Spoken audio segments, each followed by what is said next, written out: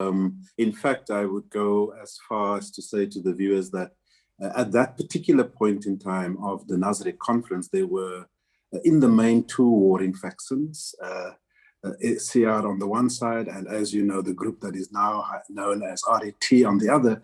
Unfortunately, since then, we now have what I would term fractures within the ANC to illustrate that it's more than just two particular groupings. But yeah, what we see now is certainly a continuation of that very politics, that very dark politics that we've seen at the Nasrec conference. Oscar, what did you make of the former president's address at that virtual conference that was held over the weekend, where he talked a lot about the softness of the law in terms of how it handled criminals and how that was adding to the fact that we're lacking in social cohesion? How do you read statements like that versus his statement around his case being postponed, his corruption trial being postponed again this week? Well, you know, Michelle, what I sense is that we are getting very mixed messages from the president, the former president, and it's statements that suits his narrative. You know, we know, for example, that for many years, over the last decade, if not more, Zuma has been throwing his lot in with the very judiciary and with the very courts that he now claims is politically motivated, is one-sided, is treating different people differently. And it's all because he is beginning to realize that the coalface, he is beginning to realize that the time for him has run out and he is going to have to actually meet Judgment Day, which is have his day in court. You know, the thing is, Michelle, that he seeks relief from the very courts that he criticizes when it suits him. And quite honestly, I think our people can see right through it.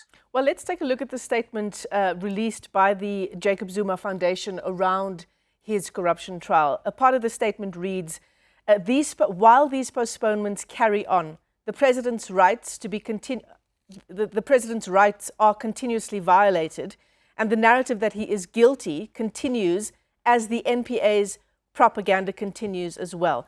It goes on to say, we hope that the judiciary will not tolerate any further abuse of this process.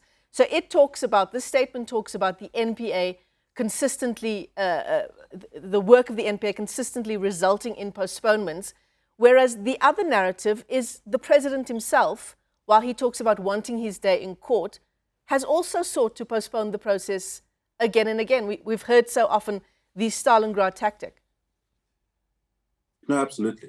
Absolutely. It's extremely fresh, to use the pun, for the foundation to talk about wanting their day in court, when in fact the patron, former President Zuma, has done everything in his arsenal to try and avoid his day in court. Statements such as, I've been in jail before and therefore bring it on, is just playing to the gallery. We know this because the truth of the matter is, for more than a decade, Zuma has done everything in his power to avoid going to prison, if indeed he is guilty of these crimes. And so, you know, it's pandering, it's playing to the gallery, it's opportunism. And the question we have to ask, Michelle, is what is really behind this intransigence on the part of former president?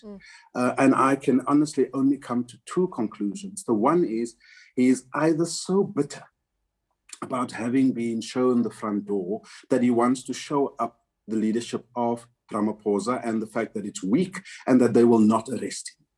Or two, he wants to create a crisis of such a proportion that, as we now see, ministers and the top six of the governing party must come to him so that he can tell them what his demands are. Well, let's talk about that. The police minister's visit is the one you're talking about, Oscar, to Nkandla. It was unclear at the time around whether he was going there as police minister or as minister or as a member of the ANC's NEC. And now this week we're hearing that the ANC's top six will meet with the former president about, I suppose, among other things, his appearance at the state capture inquiry.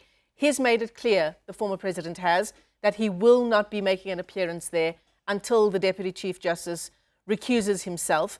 So where does the ANC have room to maneuver here? Because as it stands, if you're in contempt of a court order, the next step is a warrant of arrest. Absolutely.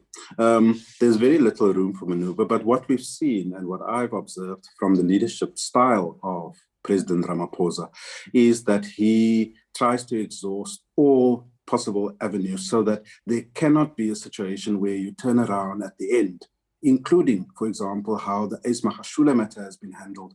It has gone to the NWC, it has gone to the Integrity Commission, it came back to the NEC. Now we are talking of guidelines that goes to the members, and within 30 days, once that has been approved by the very membership of the ANC, there will be no more space for Ismagashule.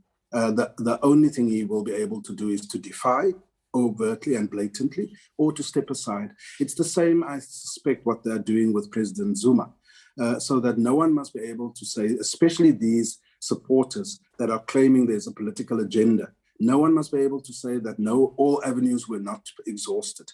And so I think that Minister of Police was sent in his capacity as the Minister of Police to go to former President Zuma and say, look, when it comes down to the wire, we will have to execute the law and arrest you. Is there anything we can do to avoid that? And I don't think that there's anything sinister about that, especially in the person of a former president. Yeah. You might not like Zuma, but we are affording former president the opportunity to resolve a matter that could potentially turn ugly. And I think it was a teaser so that it prepares the top six, which includes the president of the ANC and the president of the Republic, to go so that they know what mindset and what issues there are that Zuma will put on the table and try and find a speedy resolution to this. Yeah, no, absolutely. A lot at stake here, Oscar, not least of which the question that you ask in the title of your book, will Ramaphosa's ANC survive? But also the credibility of the state capture inquiry itself, a process that we had hoped would bring us some answers, would perhaps bring some money back to the fiscus, hold those responsible. A lot at stake. Absolutely. And the truth is, Michelle, I mean, the one thing I can say as an analyst is that throughout this period and throughout the 26 years of our infant democracy, the ANC has stood tall in terms of defending democracy, defending the Constitution, supporting our courts. And I don't think that they are at any point going to change that attitude, not even in light of this particular crisis with Zuma. Oscar Van Heerden, thanks so much for your time this morning, so early on the AM Report.